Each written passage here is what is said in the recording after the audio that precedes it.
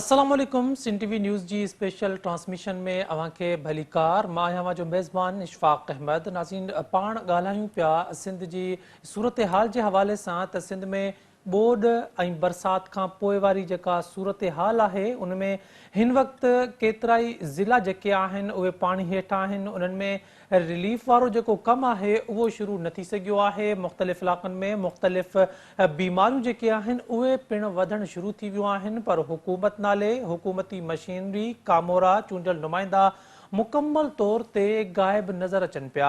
ॻाल्हि कजे दादू ज़िले जी त दादू ज़िलो उहो बदनसीब ज़िलो आहे जंहिंखे 2010 में बि ॿोड़ियो वियो हुयो ऐं हिन वक़्तु जॾहिं 2022 में यानी 12 सालनि खां पोइ उते वरी साॻी सूरत हाल पैदा थी आहे त उन्हनि नाअहल नालाइक़ चूंडियल नुमाइंदनि कामोरनि एतिरी बि प्लानिंग न कई आहे त जंहिं सबबनि करे 2010 में दादू ॿुॾी वियो हुयो उनखे कीअं बचाइणो आहे। 12 सालनि बाद साॻी सूरत हाल आहे। दादू जा मुख़्तलिफ़ तालका हिन वक़्तु मुकम्मल पाणी हेठि आहिनि। दादू शहर खे पाण बि ख़तरो आहे। ॿिए पासे ज़िद ते जेके असांजा अॻवान आहिनि उहे पिणु क़ाइमु आहिनि। जॾहिं इहा ॻाल्हि कई पई वञे, इन ॻाल्हि जी डिमांड कई पई वञे त मंछर खे सही जाइ तां सही वक़्त में कट ॾिनो वञे त जीअं पाणी जो जेको प्रेशर आहे उहो घटि थी सघे। हिकु पासे दादू खां मथां जेको वहकिरो आहे उन जो प्रेशर दादू ज़िले ते वधे पियो।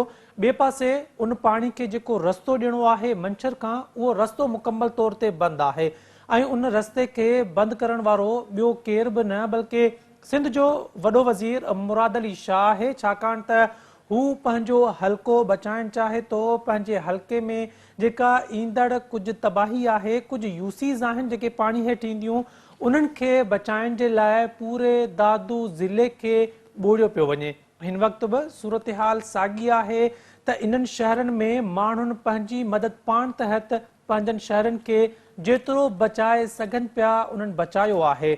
जोही ऐं मेहर जा माण्हू हिन वक़्तु बि पंहिंजनि कोशिशुनि सां पंहिंजे शहरनि खे बचाए वेठा आहिनि, जॾहिं त लावारिस शहर ख़ैरपुर नाथन शाह मुकम्मल तौर पाणी हेठि आहे, जिते हिन वक़्तु बि ॿुधायो पियो वञे त 6 खां 7 फुट पाणी केन शाह में मौजूदु आहे। पाण इन सॼी सूरत हाल ते ॻाल्हाईंदासीं। दादू मां मूंखे जॉइन कयो आहे सिन टीवी न्यूज़ जे रिपोर्टर वली चांडियो। कंबर शदाद कोट मां असां सां गॾु मौजूदु हूंदा वाहिद भट्टी। जॾहिं त ख़ैरपुर नाथन शाह में हिन वक़्तु छा सूरत हाल आहे, उते छा का हुकूमती मशीनरी मौजूदु आहे या न आहे, उनजी सूरत हाल मालूम कंदासीं। पाण सिन टीवी न्यूज़ जे रिपोर्टर अकील सूमरो खां अमाटनी जी वॾी महिरबानी स्पेशल ट्रांसमिशन में शामिल थियण जे लाइ। सभ खां पहिरियां वली चांडियो मूंखे इहो ॿुधाइजो त दादू ज़िले में छा को वाली वारिस न आहे इन ज़िले जो। जॾहिं बि ॿोॾ ईंदी आहे त असां तबाही जा मंज़र ॾिसंदा आहियूं दादू ज़िले में, त हिन वक़्तु छा सूरत हाल आहे उते ऐं अवां छा पिया ॾिसो त छा हुकूमती मशीनरी चूंडियल नुमाइंदा उते मौजूदु आहिनि या उहे हिन वक़्तु बि हेॾी तबाही खां पोइ अघूर निंड सुतल आहिनि?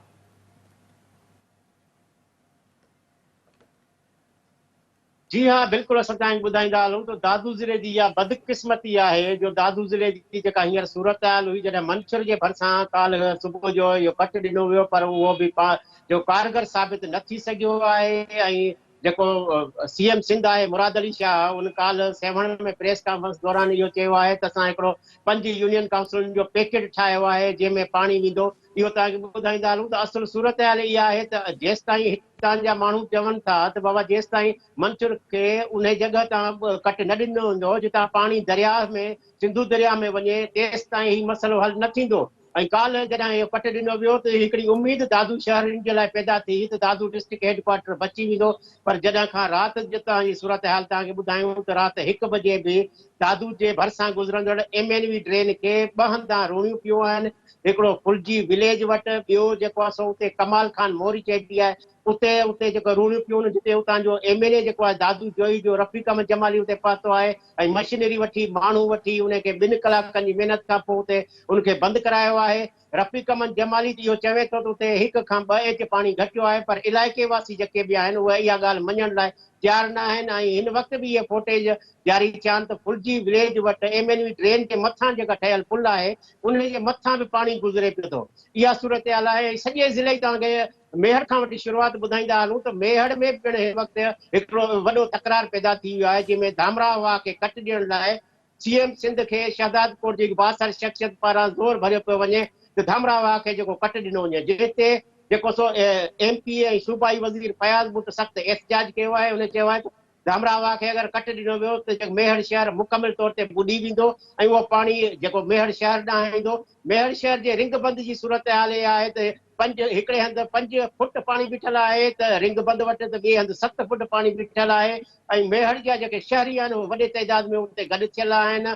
एतिरी सूरत हाल आहे जो माण्हू उते पंहिंजूं जानियूं ॾियण लाइ बि तयारु आहिनि ऐं उहे केतिरा ई माण्हू उते सुम्ही पवनि था त असां जिथां रोड पवे थी उते माण्हू उते सुम्ही पवनि था, उते बोरियूं लॻाइनि था ऐं उहे शहरनि खे बचाइण जी कोशिशि करे रहिया आहिनि। पर सिंध हुकूमत पारां अहिड़ी का बि कोशिशि न पई कई वञे जंहिंखे पाणी दादू ज़िले जे पाणी खे को अहिड़ो रस्तो ॾिनो वञे जेको सिधो सिंधू दरिया में वञे। ऐं अहिड़ी सूरत हाल केन शाह जी तव्हांखे ॿुधाईंदा हलूं त केन शाह जी 80% इलाइक़ो मुकमिल तौर ते ॿुॾी वियो आहे ऐं शहर जेको में 6 खां 8 फुट पाणी बीठल आहे। उतां 90% आबादी लॾपलाण करे विया, पर जेका 10% ते फाथल आहे उहे दाहूं पिया कनि। काल जेको सो डिप्टी कमिश्नर कुझु कोशिशूं वरितियूं जो नेवी जे टोबा विया आहिनि, उतां कुझु माण्हू कढिया अथनि जहिड़ा त SSP इरफान समूह पारां पुलिस जूं जे मार्फत उते जेको सो बोट खणी वञी कुझु औरतुनि खे कुझु ॿारनि खे उतां कढियो अथनि, पर अञा ताईं बि वॾे तइदाद में उते माण्हू फाथल आहिनि ऐं उतां जी सूरत हाल अहिड़ी आहे ख़तरनाक जो उन्हनि खे राशन नाले का शइ कान्हे, का शइ नथी मिले, न उते बिजली आहे, न उते का उनखे रिध पचा जेको आहे का शइ उते बचियल। खेरपुर नाथन शाह मुकमिल तौर ते हींअर तबाह ऐं बर्बाद थी वियो आहे।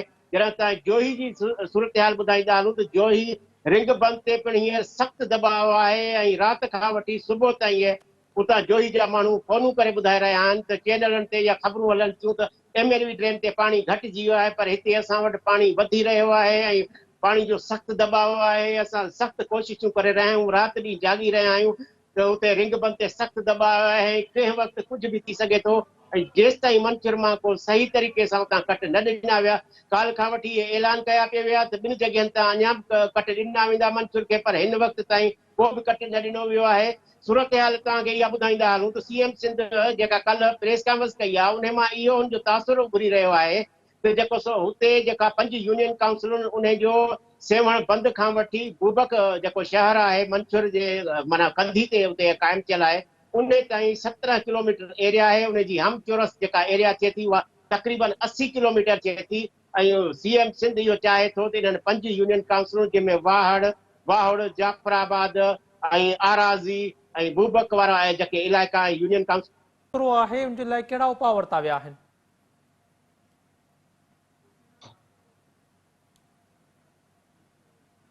वली मूंखे अवां ॿुधाइजो, शायदि वाहिद भटीना असांजी आवाज़ न पई वञे, त मूंखे इहो ॿुधाइजो त जेको कट ॾिनो वियो आहे उनखे केतिरे हद ताईं दादू शहर मां त दादू ज़िले मां जेको पाणी जो प्रेशर आहे उहो घटि थी सघियो आहे, छाकाणि त कट अहिड़ी जाइ तां ॾिनो वियो आहे जितां पाणी जो लेवल एतिरो को ख़ासि न हुयो, पर हिन वक़्तु ताईं मंछर वारी जेका मेन पॉइंट आहे जितां कट ॾियणो हुयो उते पाणी जो लेवल 125 RL ताईं पहुची वियो आहे।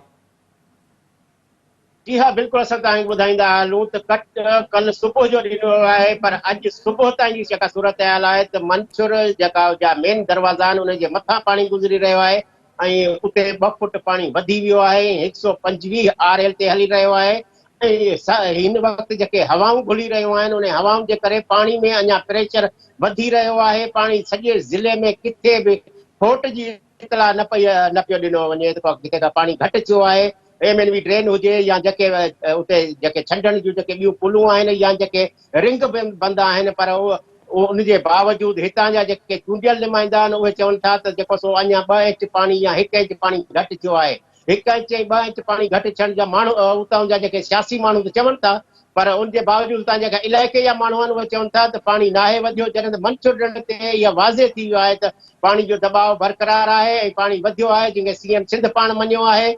पर उनजे बावजूदि असां तव्हांखे इहो ॿुधाईंदा हलूं त हीउ जेको 5 यूनियन काउंसिल में जंहिंमें 1.25 लख माण्हू मुतासिर थियनि था वज़ीर आला सिंध जे मूजिबि, उते हिन वक़्तु बाग़ यूसुफ खां कल्ह खां वठी जेको पाणी निकिरणु शुरू थियो आहे उतां जे बूबक यूनियन काउंसिल ऐं उतां जी जेका वाहड़ यूनियन काउंसिल आहे ऐं उतां जे भरिसां जेका जाफराबाद जेको सो यूनियन काउंसिल आहे उन जा 15 खां 20 ॻोठ जेके आहिनि उहे पाणी जे हेठि अची विया आहिनि, पाणी जे घेरे में अची विया आहिनि, उन्हनि जे रस्तो पिणु बंदि थी वियो आहे, उतां जे माण्हुनि खे निकाल करण जो सिलसिलो जारी आहे। पर सेवण शरीफ में हिन वक़्त ताईं का बि अहिड़ा अवाम जे लाइ का रिलीफ कैम्प क़ाइमु न कई वई आहे। हिकु नेवी पारां रिलीफ कैम्प क़ाइमु कई वई आहे, जिते पिणु रुगो सिर्फ़ु रजिस्ट्रेशन थी रही आहे। उते खाद खुराक जो अञा ताईं को बंदोबस्तु न थियो आहे।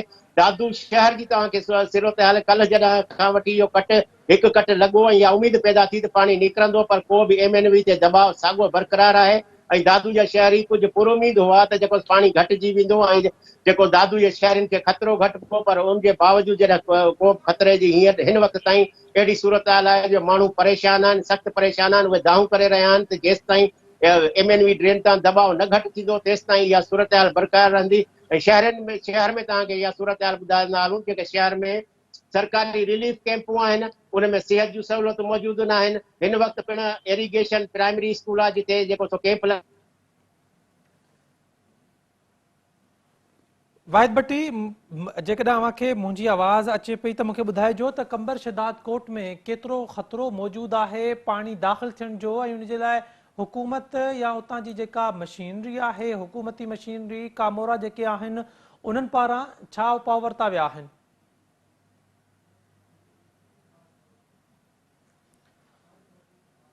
नज़ीर, वाहिद भट्टी सां असांजो जी राब्तो असां जेको तव्हांखे आहे ॿुधाईंदा हलूं उहो त काल्ह जेको ज़िले इंतिज़ामिया पारां इहा हिकिड़ी प्रेस रिलीज़ खणी चइजे, पर जेको सो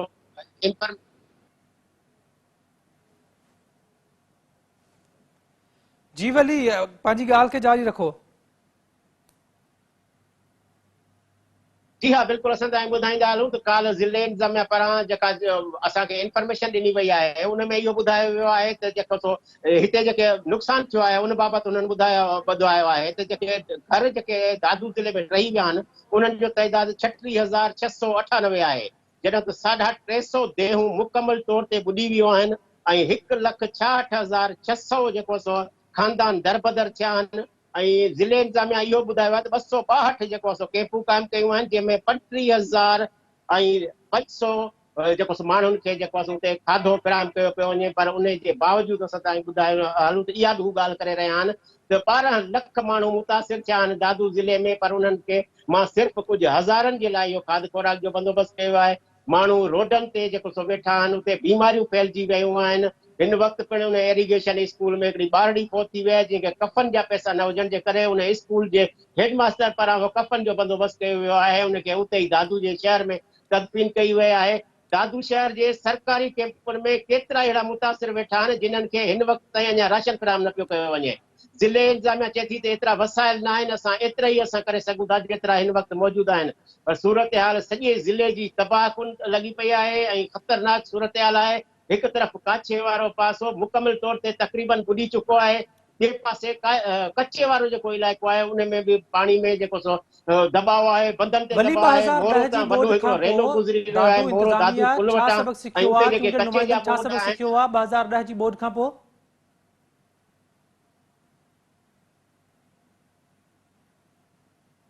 जी वली आगाह कजो असां त तव्हांखे ॿुधाईंदा 2010 हलूं जी त ॿोॾि खां पोइ 2010 वारी दादू बोर्ड जे चूंडियल त नुमाइंदनि हुकूमत जेके कामोरा आहिनि उन्हनि छा सबक़ सिखियो हुयो? जी हा, बिल्कुलु असां तव्हांखे ॿुधाईंदा हलूं 2010 जी जेका हिन में सबक़ सिखणु घुरिजे हा, पर उहा सबक़ न सिखी सघियो ऐं हुन ते को कमु न थी सघियो। एतिरी सूरत हाल आहे जो नए गाज वटि जेका तीर भित हुई उनखे जेको सो पाणी कंट्रोल थींदो हो उतां, ऐं उहो पाणी FP बंदि जे